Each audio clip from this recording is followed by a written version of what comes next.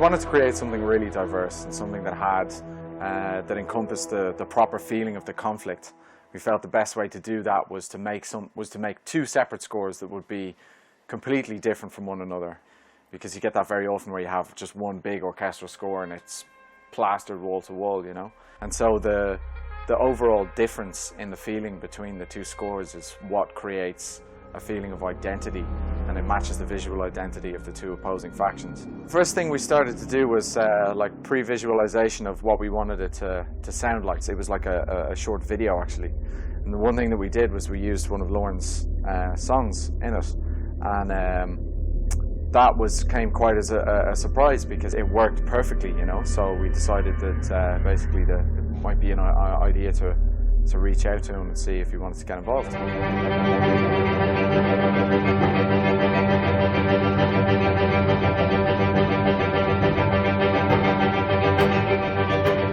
When I met Lewis and they were developing the game, I saw Container City, which is pretty much like a futuristic favela.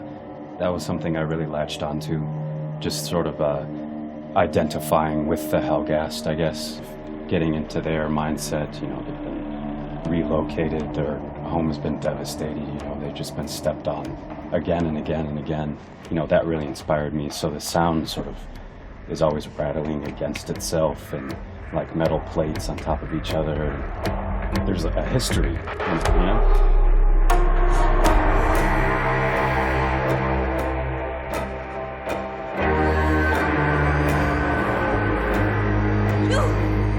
We lived in Vektans for years, we did nothing wrong. We assimilated, we worked hard, we did everything you asked from us, and for what? You know, this was an interesting challenge, I have to say, because I was coming up against this disenfranchised society, this dystopian universe, and for once, I'm tapped to do the more major sounding score, which is pretty rare for me. The challenge of that is the harder you push melodies that exist in major, the more they can become cheesy. So there was this cheating of major and minor and restating the main theme for Killzone in a way that's recognizable but not as major sounding.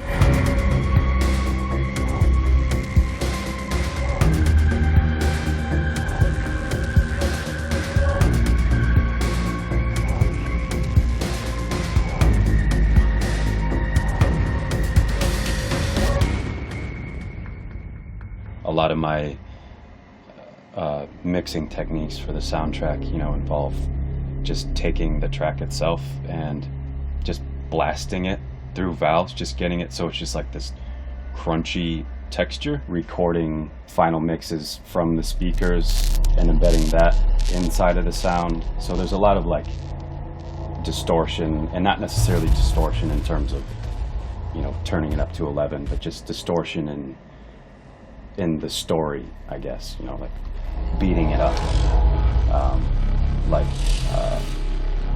like they were beat up, you know, sort of stepped on, like they were stepped on. A lot of the tape processing and a lot of the kind of the stuff that you did really lent to that idea of the sort of dystopian Cold War, a believable Cold War, but set in an alternate universe in 500 years from now.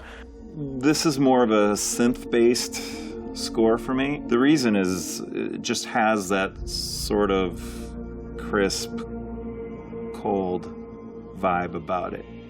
So that's what we're thinking about. We're thinking futuristic, we're thinking about the essence of the people, the ISA, you know.